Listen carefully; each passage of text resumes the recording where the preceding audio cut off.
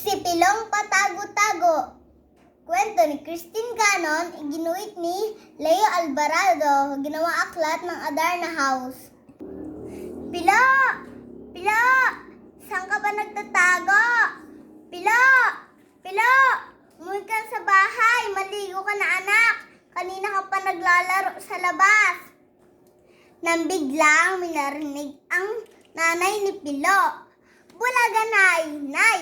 Hindi niyo ako nakita, no? Nakatuyo ako ng tuwid sa likod ng poste. Ha ha ha ha ha! May naghahanap na naman kay Pilo. Pilo! Pilo! Saan ka nagtatago? Pilo! Pilo! Gutom na alaw mo isda. Pakainin mo na ito. Papasok na ako sa opisina. Nang biglang minarinig ang tatay ni Pilo.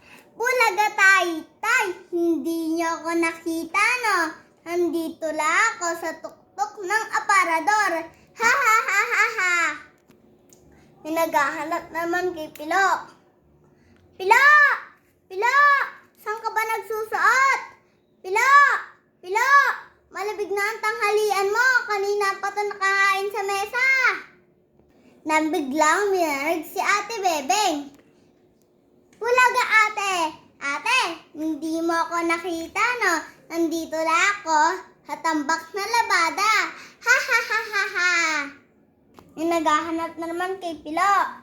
Pilo! Pilo! Saan ka ba nagtatago? Pilo!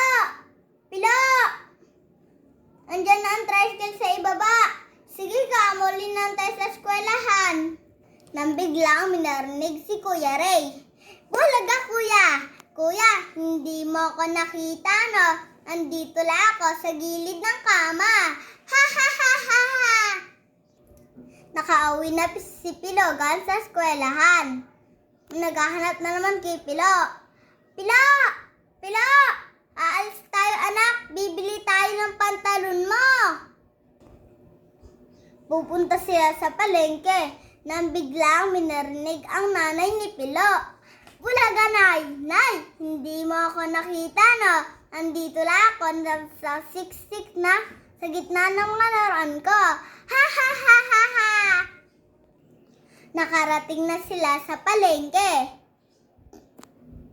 Naghahanap naman kay Pilo. Pilo! Pilo!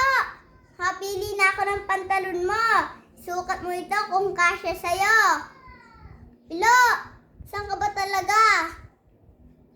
Nag-aalala na ako sa'yo. Sabi naman ni Pilo, bakit kaya hindi pa rin ako nakikita ni Inay?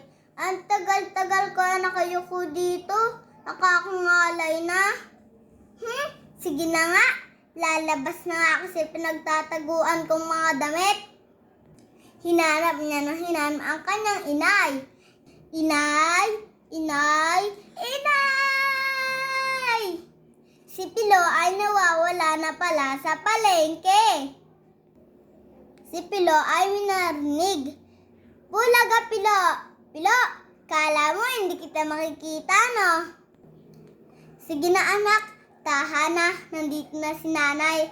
Kaya sa susunod, huwag ka magtatago kung saan-saan. Ito ang kwento nating si Pilong Patago-Tago.